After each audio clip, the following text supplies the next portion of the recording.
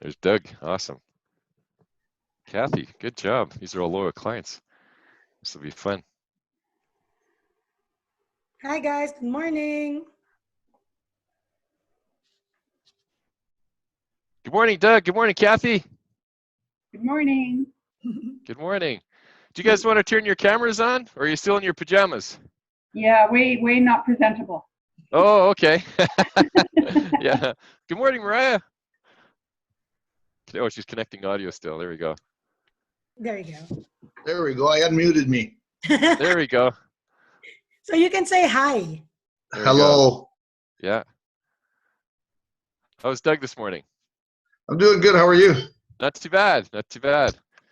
Pretty excited to do our first workshop, and then Bill and I are going to get together at the shop, at the real shop, and start getting all the safety procedures set up. Hey, Bill?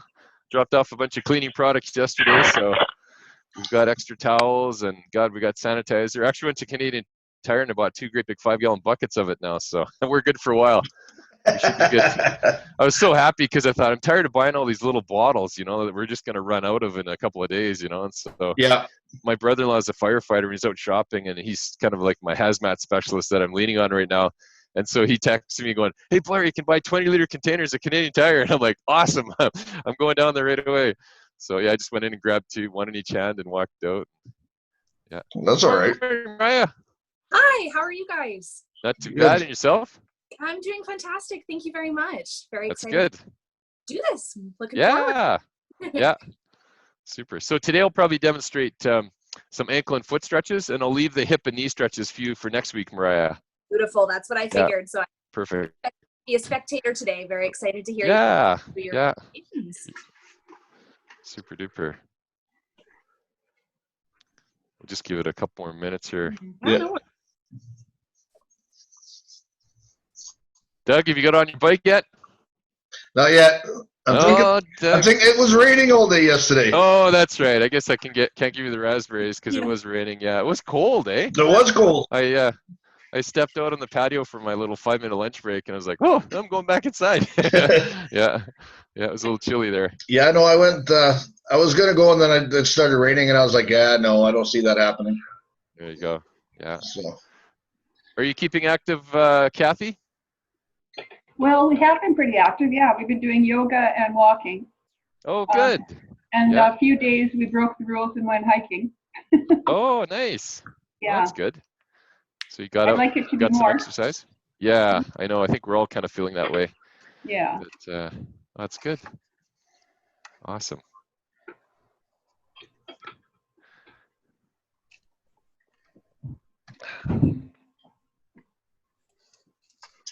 Here we go. A few more people. Hello. Good morning. Oh, goody. Somebody can hear me. Hey, Cheryl. How are you today? I'm good. Talking to you from Nanaimo. Nanaimo. Awesome. How's the weather out in Nanaimo?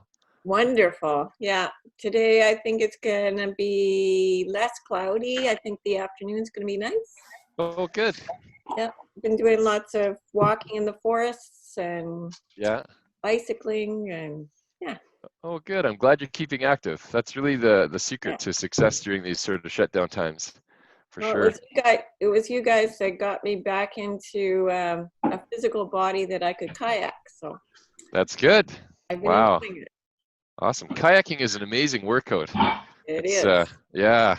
I did sea kayaking near Nanaimo one time. I'll never forget that. That was the funnest trip I ever did. It was such a great workout. And, you know, the seals are coming up and peeking at you all the time. And I've been out there with seals and sea lions and starfish and whales and so nice. Yeah, I want to do that again. That is great. I always tell people that. I had such a good time.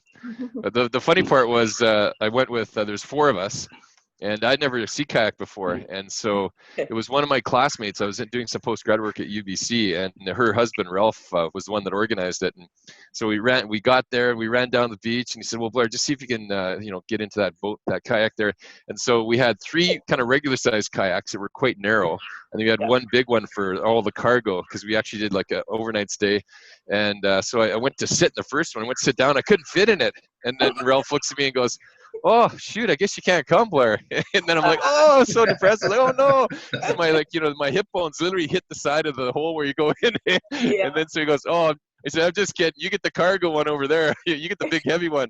So I'm like, oh shoot, He said, don't worry though, I'll get you going on this. He says, it's not that hard to paddle, So that was pretty funny. I'll never forget that.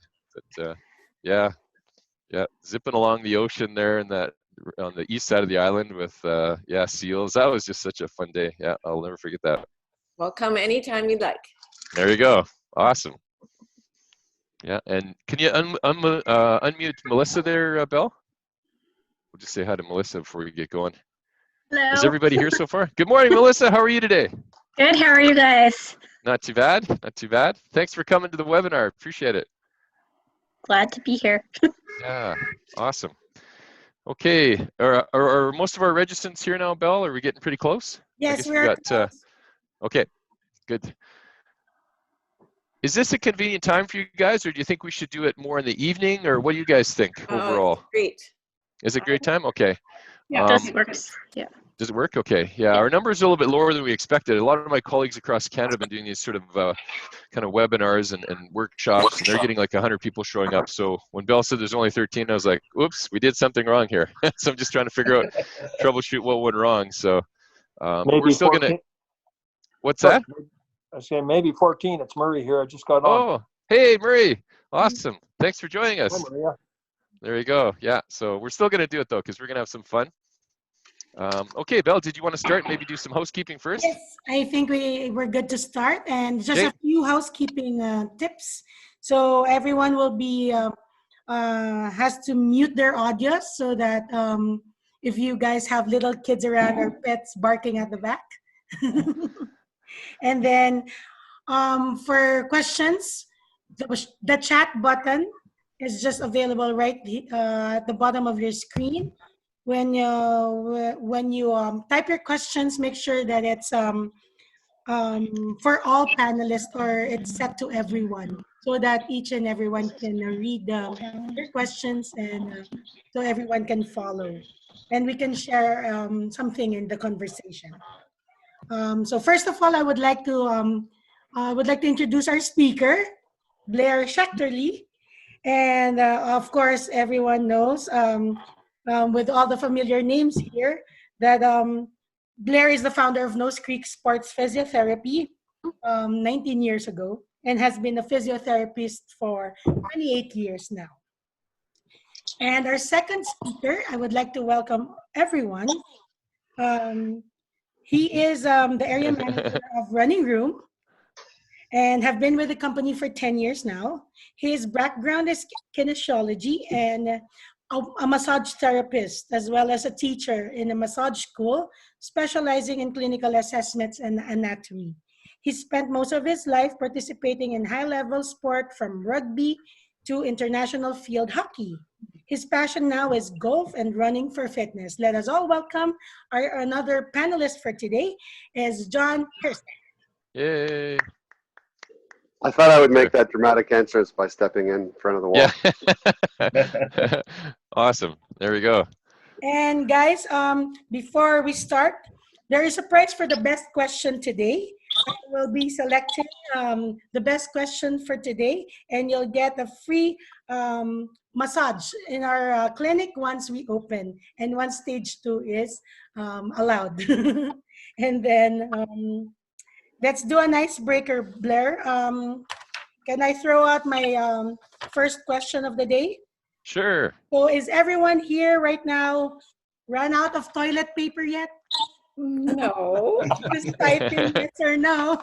So type in yes or no in the chat to make sure we can all run our chat buttons. So I'm going to say no. There you go. Okay, so maybe we're Awesome. ready, Blair, and Super duper. back to you. There we go. Alrighty. I don't know. Okay. See what I said, but I said no. There you go. Yeah.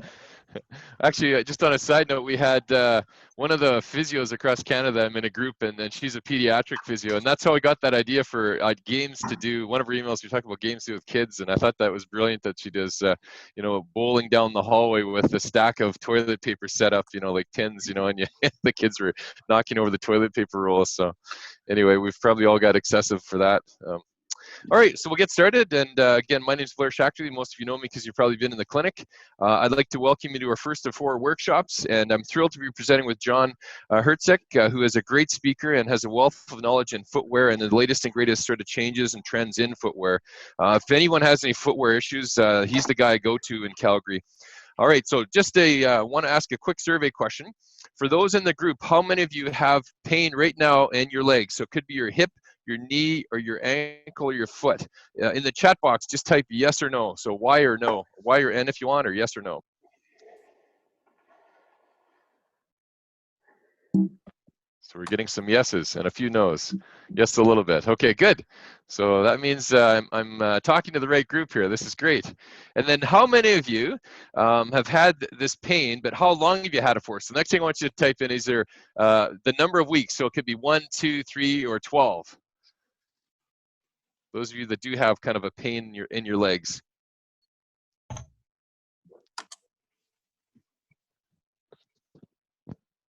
There we go. Yeah, Melissa, there you go. And I know Melissa because I'm doing virtual treatment with her right now. Yeah, and Kathy, so 12 knees. Okay, yeah. So some of us have had it going on for a little while, and some may have just started, and that really depends on sort of what's going on with your anatomy. So that's interesting. And how many of you have tried to get more active recently since you've been sent home due to the COVID-19? Just put yes or no.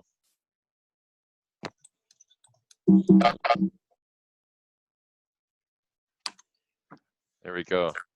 Yeah, so I think we're all, it looks like the majority of people are trying to stay active and stay healthy, which is great.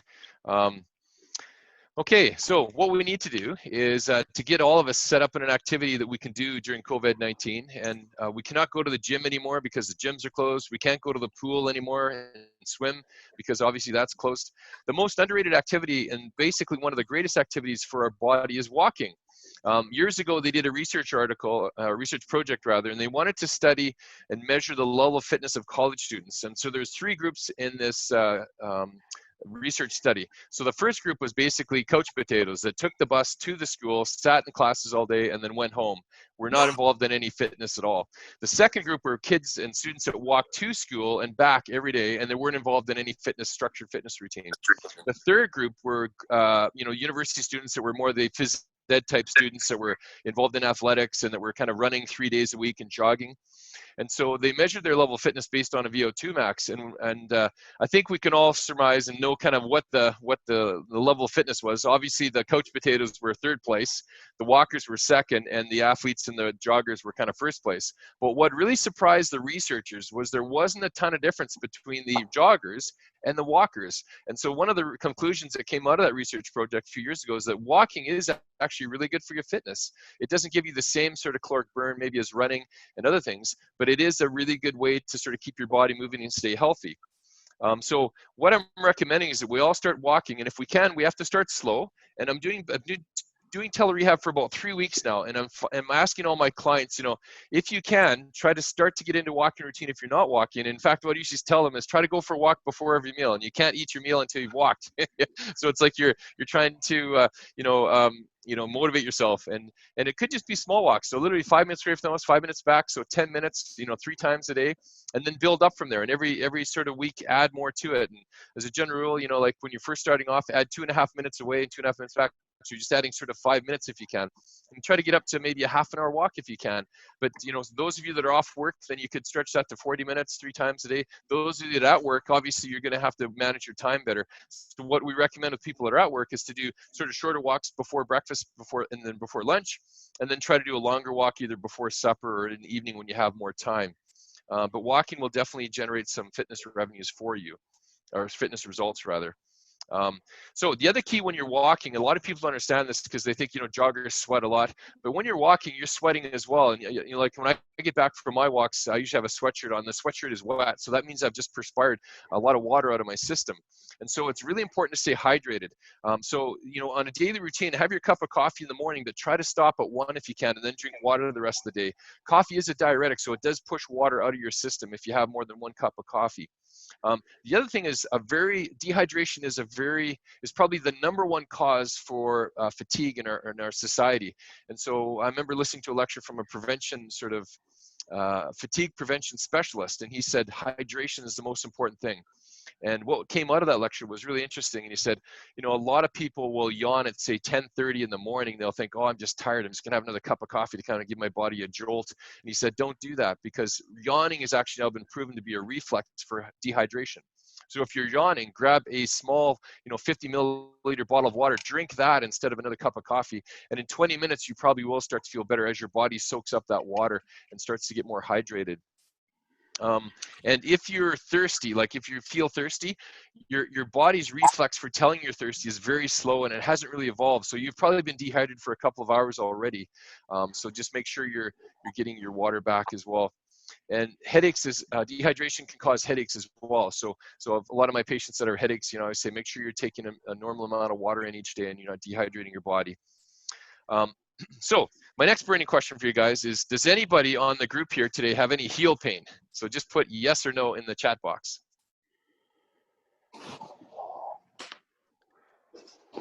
Okay, so we got some pretty healthy feet, it looks like. That's good.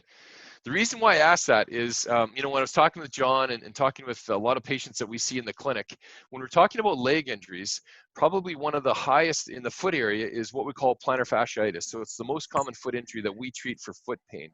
And so plantar fasciitis is, if you look at our arch, is when our arch starts to flatten. And there's a plantar fascia tendon, or fibrous tissue that attaches that's your heel bone to your toes.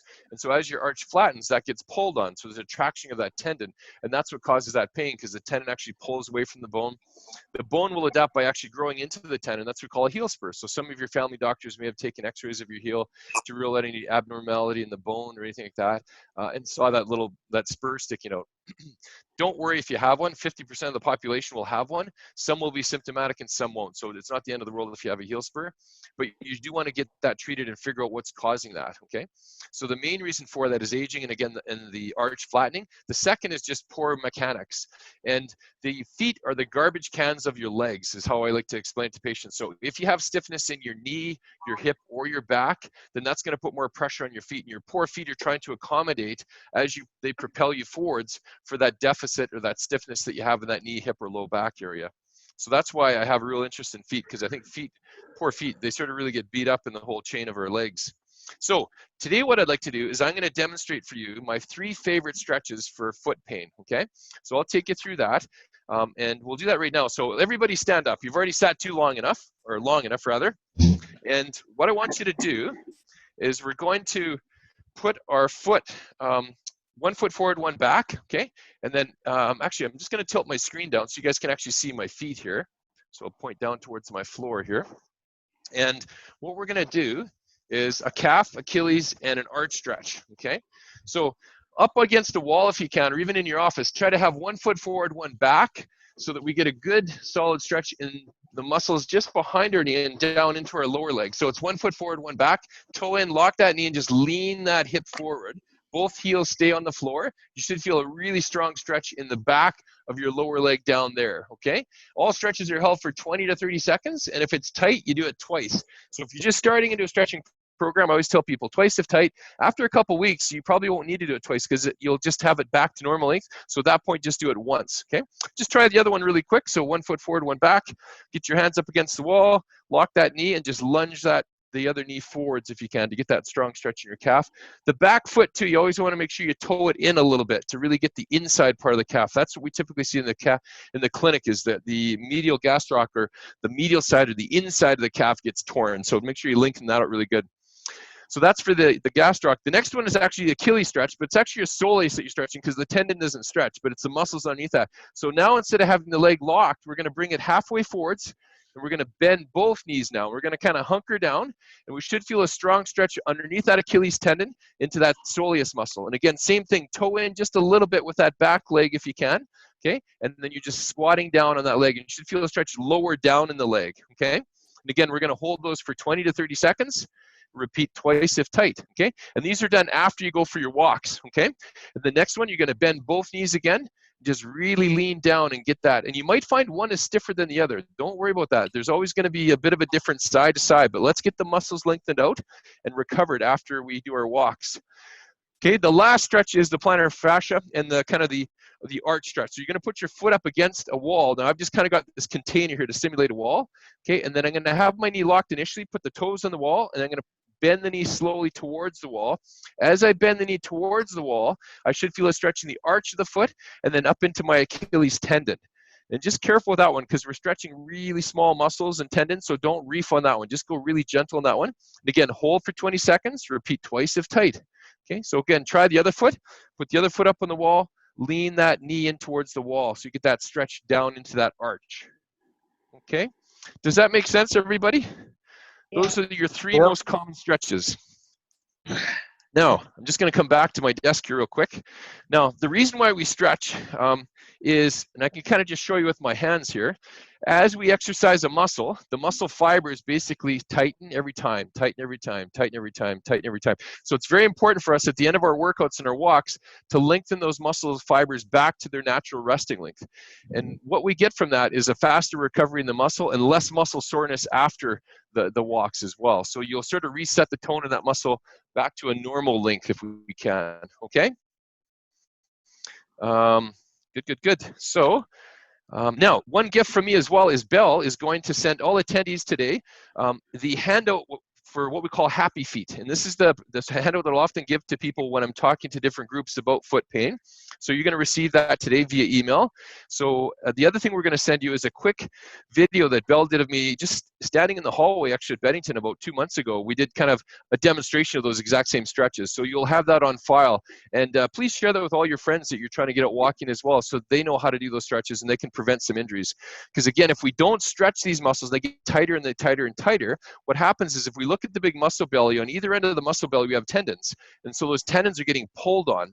And so that's the main reason why we get tendonitis in our society is that the muscles aren't being stretched out afterwards. So they're getting shorter and shorter and shorter and putting more pressure pulling on those tendons on either end of that muscle unit. So stretching is really important from a prevention point of view. All right. Okay. So, and let me know what you think of those handouts and those videos. Just let me know if there's anything else we can add to those because I always love your feedback. We come up with some great ideas. So now that you know how to stretch out after your walk, those of you that are walking, I want you to put in the chat box, how are your shoes doing? Do you think it's time for some new shoes or an upgrade? Put yes or no in the chat box. No. There we go. Chat box. Every time I put something in the chat box, you guys disappear. So I'm just going to talk to you. Oh, okay. You should be able to minimize your chat box on the bottom, but yeah. Anyway, that's good. So you're in for a treat today. I'm going to pass the floor over, so to speak, to John now, and John's going to talk a little bit about footwear, so we can keep all you guys comfortable while you're trying to do some more walking and keep healthy.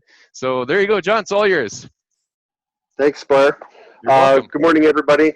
Really thrilled to be here and talk with everybody.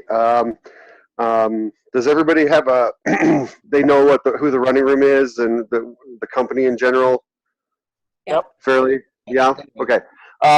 We're getting into our 36th year. Wow. Yeah, 36 years this year. Founded in Edmonton. I'm here to talk about the difference between the types of shoes that you might see. Okay. So we deal in forward motion shoes. So running, walking, they're not great for side to side, so aerobics and things like that, but our shoes are designed for running and walking, okay? And when we do our gait assessment, we're actually assessing the walk phase of gait, okay? Some people, when they run, they do land on their heels. Some people run on the balls of their feet, but everybody walks heel-toe in general, okay? So not all shoes are made the same. We actually, what differentiates us from our competitors is that we separate the shoes based on what they do for your foot and your ankle and your knee. Okay, so there's a huge chain with contact with the earth. There's a chain that goes up the body, and if you have something out in one of those parts of the chain, then you experience overwork in one area, underwork in another, weakness and strength, pain and comfort. So that's why we have different colors on our wall. We have what we call neutral shoes, and then we have what we call stability shoes. Okay, so Blair was talking about the plantar fascia and, you know, coming over the arch of the foot. If you were to look at the bottom of your foot, okay, you're going to see two different skin types. Okay, you're going to see really thick, sort of padded skin. You can't see any veins or vessels underneath it. And then right where the arch of the foot is, it's going to be really thin skin. You'll be able to see veins right under the surface. So the part of the foot that's weight bearing is the part that's meant for you know, with all the padding and the thick skin. You got skin that's as thick as 10 sheets of paper versus skin that's as thick as your eyelid. Okay, and the skin that's as thick as your eyelid is not meant for weight bearing. So if your foot is rolling over, or what we call overpronation, okay, rolling towards the midline, overpronation puts more pressure on that arch of the foot. So that can lead to that stretching of that plantar fascia and causing that heel pain. But the other thing that we're concerned about is if you overpronate, your knee also comes inside the line of your big toe. And so you start to put pressure on that medial collateral ligaments in your knee. Your IT band and lateral quad muscles start to tighten up as well. And that torques out your femur at your hip. Okay, so stability shoes versus neutral shoes is all about making sure that everything, the joints from your feet all the way up to your hip, are in line and that are most efficient and not going to cause any imbalances and weaknesses, which would lead to injury. Okay, so number one thing we do is, and this is the kind of thing you can do at home, feet just sort of hip width apart and a little half squat where at least you're flexing your ankles and your knees. And if your knees are above, your kneecaps are above or outside your big toes, that would be, we would sort of lead towards a neutral shoe for you. If your knees come inside the line of the big toe, so your knees start to come together towards the midline, then we would suggest a stability shoe. Okay, so the difference being, I'm just going to grab a couple here. Let's grab a couple of good ones.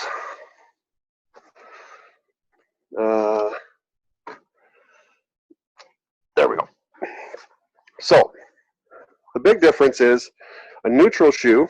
Okay, so this is what we call foam. Shoe foam is basically it's called EVA, but it's basically rubber with bubbles in it. Okay, and you'll notice that this is all uniform. Okay, this is all the same density. There is no extra plastic or hard foam there. That would be a neutral shoe. This is a stability shoe. You'll notice that they put a little different color. Sometimes they don't. They'll just put some wording or flex, but there's that foam, and then there's a harder, denser foam. Sometimes it's plastic, and that's so that as your foot comes down, if it's starting to go towards the big toe first instead of around the outside, it'll kick you back to the weight-bearing part of your foot. So it'll straighten out your foot. It'll take pressure off the arch of your foot and straighten out your ankle, your knee, and your hip all at the same time. Okay? So those are the main differences, and you can actually see those when you look at a pair of shoes. Okay? So one's stability and one's neutral. If you wear orthotics, if you have custom orthotics or you wear something that's designed to sort of help your foot take pressure off the arch of your foot, you put that into a neutral shoe, and now you've created a stability shoe. We generally recommend not putting an orthotic into a stability shoe because the mechanisms in the shoe will overcorrect with the orthotic, but more importantly, over time, you will take that $500 or $600 orthotic that you've had custom made for you, and the shoe can ruin that. So you don't want to wreck your investment by getting the wrong type of shoe with an orthotic. Okay? So that's our gait assessment really quickly at home. We also, right now, because of COVID, we're doing a virtual gait assessment, basically over video like this. I'm just going to take you over and see the website. and how you can find that. Let me see if I can turn my camera around. There we go. You'll see we have this week, we've got our little Brooks 20% off sale. But if you go to therunningroom.com and you go to shoes, you will notice right here, oops, virtual running advisors. And if you click on that, you'll be able to select one of our specialists who can do a thorough gait assessment just over video chat, just like this. There's a few other things that we usually look up for. We watch you walk to see how your Achilles tendons are moving. We see how your knees are moving and toes are impacting the ground. But in general, that's what we're going to be looking for, is to see how your ankle and knee works. Okay? You'll notice that there's neutral, stability. Motion control is just stability, but really amped up. We only carry one model in that anymore because the shoe companies are just going to different ranges of stability. But that's how you would search for your shoes. Once you've had your assessment, you can also do the footwear guide. Lots of good information from the website there. And I'll just turn this back towards me. And that's how the differences between shoes, whether you get them at the Running Room or whether you get them at any other shoe seller. The main thing is to look at what is in that midsole, and how is that going to affect is it the type of shoe for you? Shoes don't last forever. The EVA in most shoes is good for about 500 miles or 800K on a high mileage shoe. So you have to add up your mileage. If you wear them every day, you have to add that compression because the foam just does not recover. Brooks has a material that recovers in 12 hours versus 24 hours because it's not bubbles, it's hexagons. It's a little honeycomb of a matrix. And Saucony and Adidas now have a material that's a puffed plastic that is supposed to have instantaneous recovery. So you could wear them all day, every day. The other thing you have to keep in mind is that not all shoes have the same feel. Some are shock absorbers and some are energy return. So I always say if you've ever seen gymnastics and you've seen the tumblers going off the springboard, energy return is the springboard and energy absorption is the mat they land in. Okay, so Asics, New Balance tend to be the mat you land in. Saucony, Mizuno tend to be the springboard, and Brooks is both because it's adaptive, right? So those are the kind of things you have to make sure. It's not just about, oh, I want good cushioning and I want good support. Support can mean a bunch of different things, and so what you want is a good fit, a little bit of a thumbnail width at the end of your toes so that your foot has room to move and swell and not get jammed up and lose toenails. But make sure that you've got the right category first, then go for fit and feel, and at the very end, worry about color. Okay? Is there any questions with that? I don't know if I can see the chats, but if there is, more than happy to answer that. That's basically my presentation for today. Thank you very much. Thank you, John. What is a basketball shoe? Okay, good question. A basketball shoe is flatter. Typically, it'll have a lot of cushioning in.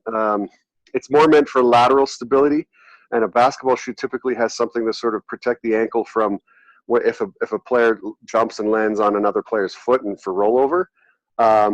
They're not as high as they used to be. They don't usually come up as like the old high tops.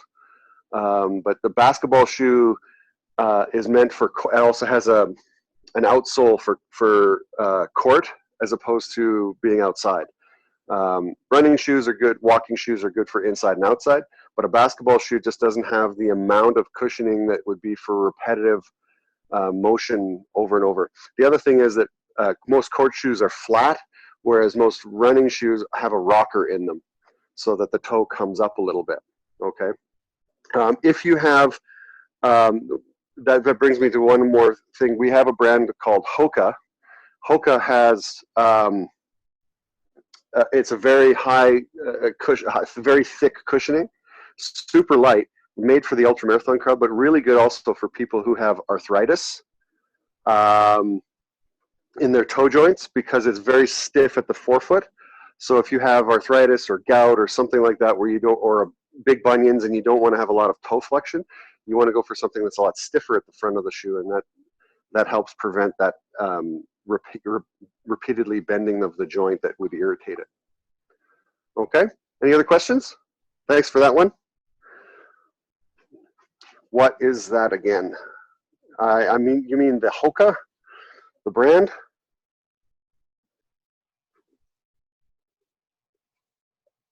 Bill, can you see the chat box there? It looks John's Yeah, having I can trouble see that with for the arthritis. Yeah, Yes. Yeah. For the arthritis, the brand is Hoka, and they do have a couple of different, like they have neutral and stability shoes as well. It's been really popular. We started carrying them a few years ago, and at this point they're really starting to fly. Great for walkers too, because they have that stiffness so that there's not an overflexion in the foot, so you can, and it has a big rocker so that'll help with that toe off. I'll show you a model of it. They almost look orthopedic, how thick they are in the width here, but they're very stiff in this part here. Oops, sorry. They're very stiff in this part here. Super light, lighter than most of the running shoes we have, even though they look immense. But that's what your typical Hoka will look like. And again, a neutral shoe, so there's nothing here to prevent overpronation. They're designed to sort of hug the arch of the foot to give you that sense of security and contact, but this is a fully neutral shoe.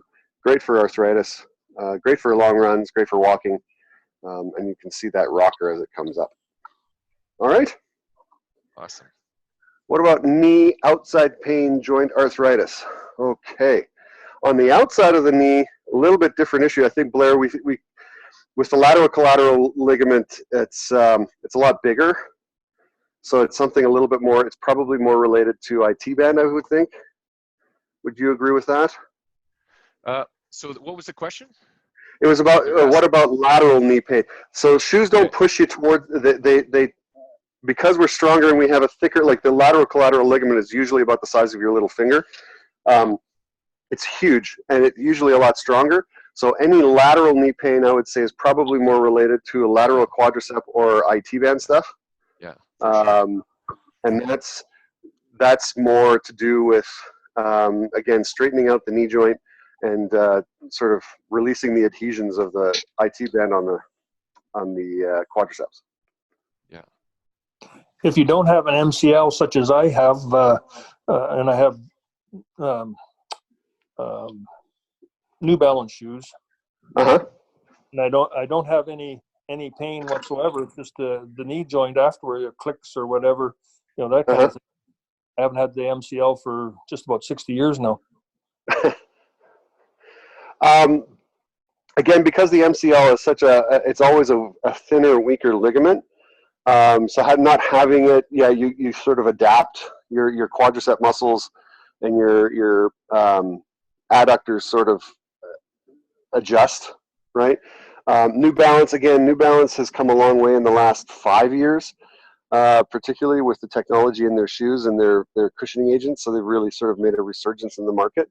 And the only way that companies do that is, unless you're Nike, it's by providing a really solid shoe that does the job. So it just depends on which one you have. But again, yeah, I mean, if you don't have any pain on the inside of your knee, as long as you're not getting it in the ankle, the arch of the foot, or the hip, then a neutral shoe is still pretty good for you. Sounds good. I'm out walking 2 hours every day. Oof, good for you. Awesome. Good job, Murray. Been doing it for years. John, one of my loyal clients had a question for who makes good runners for guys with wide feet. Okay. New Balance is the one that we carry, that typically carries, that we get wider widths in. The brand that I would suggest, or the model that I would suggest in New Balance for especially wider feet, would be the 840. Okay, so that's the model. The 840 is technically a neutral shoe because it doesn't have any hard plastic on the inside, but it has a very pronounced raised portion of EVA under the arch of the foot. So it's kind of between categories. It has a standard last. So the last is the model that they build the shoe around. You have a standard last, which is straighter, and then you have a curved last, which is more of a racing type of foot shape. But the standard last is a little straighter, it's a little wider. It comes in D and 2E widths. Has the thickest sock liner. So the insert that you have in the shoe is called a sock liner. It's the thickest insert in the business, so super comfortable. But again, it's nice and wide and good for walking or running. It's a little bit heavy for running, but for walkers, it's awesome. And it's also good because it still has no posting in the instep. You can it's really good for adding orthotics because it's wide enough to add it without having any kind of issues of the orthotic wrecking the shoe. So the New Balance 840 was the one I would recommend. Okay, great. And then John introduced me to the Hoka shoes, just so you guys know, a few years ago. And so they're great for people that have arthritis in that first big toe. So that's really what they're designed to do. So it helps you with the push off.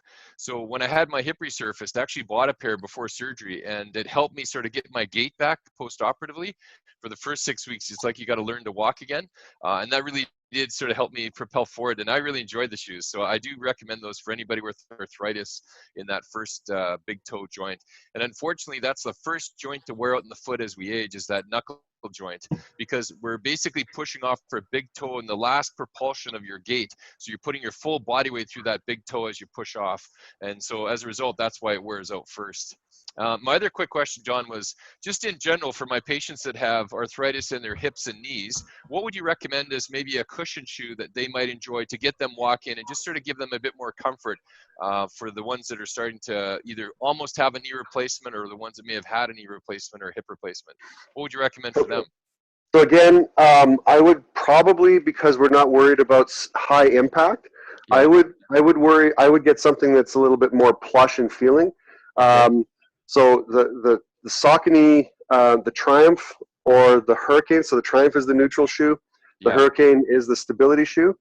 They now have their Everrun material, which is that puff plastic. Okay. And the shoe inside is just really built for padded comfort. So high wear, really good on the bottom, so the last it's got a good cushion. It'll hug your foot, but it won't squeeze your toes together. Like some shoes will come a little bit together. Yeah. I would recommend having a shoe that's a high mileage shoe. So usually the drop, which is the difference 8 millimeters, or like something like Asics, which is 12 or 14. I wouldn't go with a Mizuno shoe because they're more of a technical running shoe, and they're a lot firmer in the heel. Unless you go with something like the Wave Sky. But Asics is another good one. They have lots of gel in the heel to give that sort of plush, shock-absorbing ride. And it's a little bit more stacked in the back so that your Achilles doesn't get overstretched right away. I would avoid barefoot shoes, so shoes that mimic walking or running in barefoot. Like I'm wearing Ultras, which are a zero-drop high cushion shoe. I wouldn't recommend that for people starting out. It's more of a technical shoe to sort of promote running on the ball of the foot. But they're super comfortable, but they're not for everybody for long walks. Awesome. Okay. Does anybody have any other questions? Last call on our question and answer. Belle, did you see any questions in your Q&A that haven't been answered yet? I think all is good. Okay, great. Awesome. So what I'd like to do now is, thank you very much, John. That was great. Everyone give John a round of applause. There you go. Awesome. So thanks for joining us today, John. So what I'd like to do is we'll close kind of the Q&A portion of our presentation today. And yeah, thanks for the virtual clap there, Davis. That's great. I like your sense of humor. So what I want to do is just give a quick sneak peek to next week. So next week, we're going to be having a different presenter. So you can see her up on the screen here. Her name is Mariah McNeil. So Mariah McNeil is one of our marvelous massage therapists. Everybody give her a quick wave there. And Hello. she's going to work with John next week. And so the topics for next week is how to prevent walking and running injuries with Mariah. And so Mariah's going to go over some hip and knee stretches for us that we want to be doing after we do our walks. And then John will talk about the difference between walking and strolling. And I'm very passionate about that. And I always talk about a purposeful walk, not just kind of like trotting along like you're in slow motion. So we talk about different gears. So I'm glad John's going to talk about that.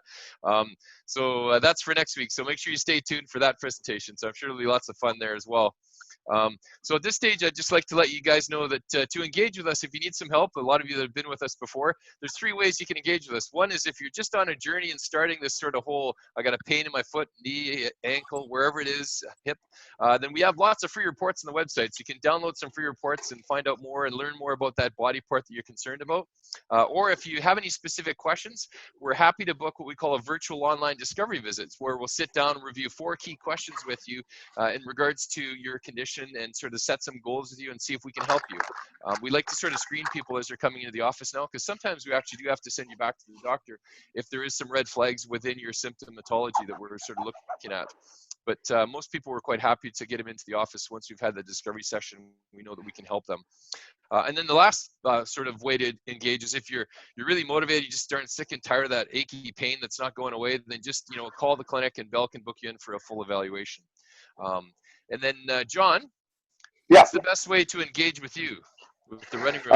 You can get a hold of me by phone. Okay. You can call me at my cell phone 403-804-5734. Or you can email me at jhyrstak, so that's JHRYTSAK @runningroom.com. Okay, there we go. So I'll just repeat that again so everyone has that.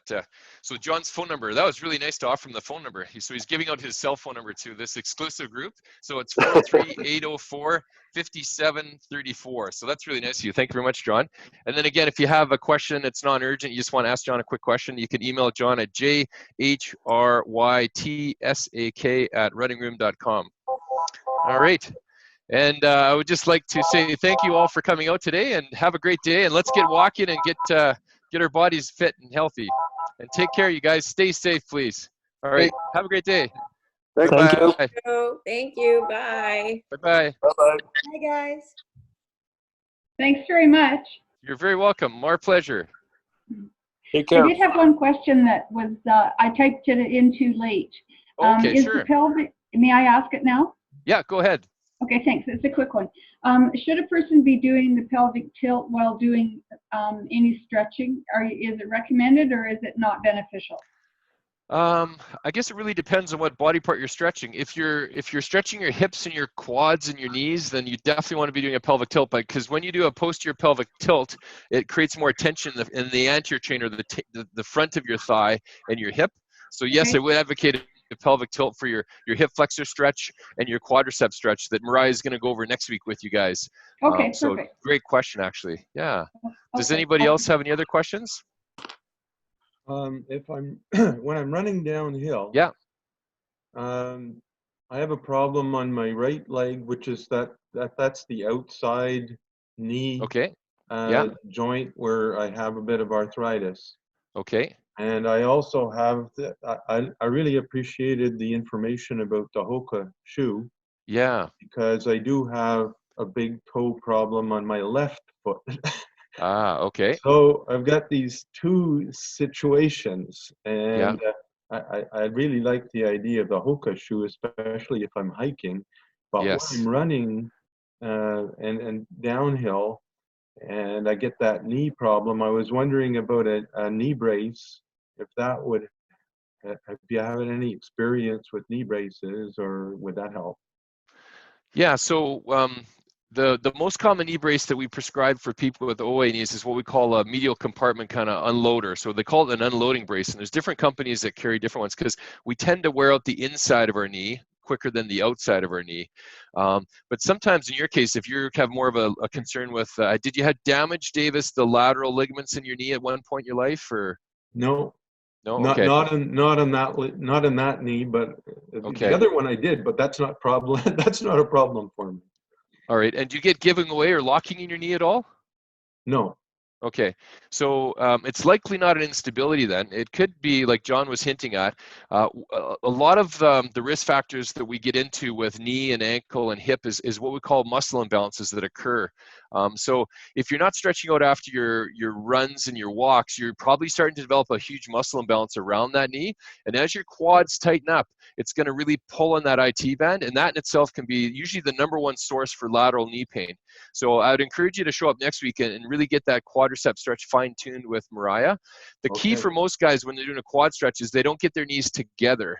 You got to touch your knees together. And for most guys, when they go to stretch, like I used to work with rugby teams and football teams, and the guys would have their knees apart, and I'd always walk up to them and push their knee, and then they go, "Oh man, can I feel it now?" I'm like, "Yeah, keep your knees together," because the tightest part of your quadricep is actually the outside. We tend to develop more of the lateral pillar of quadricep muscles than we do kind of on the inside.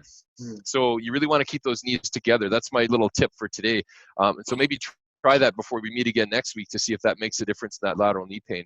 But braces generally, or for if we're offloading that medial compartment, or if you have an instability. So if you don't complain of giving way, then you may not need a brace. But that said, sometimes a simple off-the-shelf brace that we sell in the clinic for like $110 that's not custom made, that has the hinges on either side, can provide you with a lot of relief.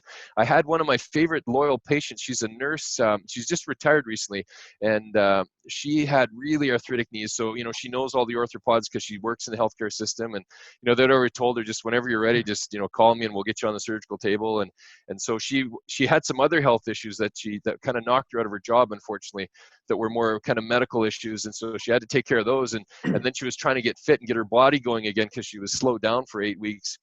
And she was put into one of the Alberta Health Services kind of get fit programs. And one of the athletic trainers, or I think it was physiotherapist that was running it, said, "You know what? Talk to your local physio that you like to work with in the community and just get a simple off-the-shelf brace." And he said, "I bet you that's going to make a huge difference in your pressure in your arthritic knee." And I was kind of skeptical. And I said, "Well, we can try it if you want." And I was even ready to refund her. I said, "Try it for a week. If it doesn't help, let me know." And she came back and said, "Oh my God, Blair, that brace allowed me to do so much more in the exercise class." So that that therapist was right. And so now I don't hesitate to recommend braces for people like you, Jermaine, to give them a try. The custom ACL type braces, those are like $1,200 last time we ordered one of those for a younger athlete that couldn't get surgery for a variety of different reasons. But so the off-the-shelf ones aren't a big investment, and they do can create a little bit of compression as well in the knee, and just sometimes that little bit of compression could just make the knee feel better. So it's something we can play around with, Davis, and we are, just to let you guys know, since you're in our group, we are opening officially next Monday, and that'll be in my weekly email that'll probably go out with Bell tomorrow to let everybody know that we are open, so you can come in and seek some help with us, or we do have the telehealth rehab. Yeah. Sorry, unfortunately, I'm in Nanaimo, so it's not that easy for me to drop. Hey, no problem. Well, then what we can do is maybe we can find you a therapist in the Nanaimo area that has some braces, or I can network for you if you want. Do you have a physio out there that you're working with, Davis? No, I'm not working with anybody except Cheryl, who was one of your former clients. And, good. She moved to Nanaimo, and I met up with her, and she told me about you guys, so that's why I'm here. Oh, great. Well, what we could do is we could even do like a virtual tele-rehab session, and I can get you to walk and squat and do a bunch of functional tests, and we can even have a kind of look at you and kind of diagnose in regards to what's going on, and then do some rehab with you. But for you, the first layer that you need to peel off your knee to get rid of your knee pain, Davis, is the flexibility. It's like when you look at chronic pain, I always tell patients it's like an onion. We have to kind of peel the layers off slowly on that onion. And the first one is flexibility. So make sure you're here next week to go over the stretches with Mariah, and she'll really start to fine tune how you're stretching out those hips and knees. And that may take a bit of pressure off your knee. That would be the first step that we would do in our sort of treatment and rehab process anyway. So maybe just start with that, and then let's see what that does. And if it's not getting better over the next couple of weeks, then we can definitely jump on a virtual appointment and have a closer look at that knee if you want. Great. Thank you very much. You're very welcome. My pleasure. Excellent. Awesome. Thank you. You're very welcome, Cheryl. And any other questions, you guys, Kathy or Murray? None whatsoever at the moment. Keep up the good work. Looking forward to working with you. Awesome. Thanks, Murray. I really appreciate the positive feedback. Yeah. All right. Thank you, Blair. Yeah, you're very welcome, Kathy. And thank you very much for the referral of Jeremy. I've really enjoyed working with him so far. He's been great. One that comes to mind, will Mariah be doing massages starting next week? I was on a program with her. Yes, so the government hasn't announced phase 2 yet. So the massage service will start when phase 2 is released. They did sort of hint to us that it might be the middle of May, possibly. So they gave the authority for the physio clinics and healthcare people to start opening this week. But with only 1 day's business notice, it's kind of hard to fire up your business. Now, if we didn't have all the COVID health restrictions, we could open up the doors, no problem. But with all the COVID stuff, we really have to take our time and make sure we've got enough PPE, so productive, wear for all our patients and staff. And then we basically have to upgrade our cleaning processes as well. So Bill and I are just kind of writing out our procedures today, and we'll see a few urgent cases this week in the office, and then we'll officially open next Monday to the general public. And we are sort of be doing it's a kind of a new reality for us. We're doing a lot of hybrid treatments, so you'll be treated both virtually online as well as in the clinic. But due to the health restrictions, we won't be able to get everybody in the clinic like for every single appointment. So we're really excited to do like assessments and then kind of figure what's wrong with you and then do virtual follow-ups, because 90% of what we do is basically communication. So it's finding out what's wrong, doing a history, giving you a diagnosis, teaching you what to do, what not to do. Only 10% is the hard skills of what we do, kind of like most professions. It's a lot of communication. So I've been pleasantly surprised over the last 4 weeks how effective tele-rehab really is. Like, I've actually had some great success stories that I will share with you in the follow-up emails in the next couple of weeks as well, of people that have really done very well. I mean, if you're motivated and compliant with your rehab program, you're going to get a great outcome. So. And what we're telling our therapists too, just so you guys know, is that, if people are going along doing really well and all of a sudden it feels like they sort of plateau or they kind of dip down. So then I just said to the therapist this morning in a morning huddle, I said, that's when you bring the patient into the clinic, do a hands-on, get a closer look at them, and then just figure out exactly what's holding them up. And then once you know what's holding them up, then get them back on virtual, get them back on the rehab program, and away we go. So we'll be kind of swinging patients sort of in and off, back and forth from the both types of services. Sounds good. Very understandable. And like I say, the program that I was working, massage program with Mariah, I had three sessions out of 10 with her, and she's awesome. Yeah, isn't she great? Yeah, we're really happy to have her on our team. And I persuaded her to come out to one of our workshops, Maria, a couple of months ago, and she did such a great job on teaching people stretches. I just said, Mariah, like, you're going to be our stretching person from now on in our workshops. And so when we started doing the virtual stuff, she was pretty excited. So yeah, I'm going to engage her hopefully, and we'll get some more presentations from her, because she's really good at what she does. Yeah, she's got great hands. When I came to that session you're talking about, that was the first time I'd been there. And Mariah and I had a conversation of about 10 minutes, and she said, I know what we need for you, and this is what we're going to do. And yeah, started from there. She is awesome. She's fantastic. Yeah, that's good. So recommend him to all her friends. She appreciates the warm referrals. Oh, I do. Awesome. That's great. Okay, guys. Thank you very much for your time. It's just about coming up to 11 o'clock. We did a full hour, Bill. We weren't sure how long we'd need, but we're at our limit now.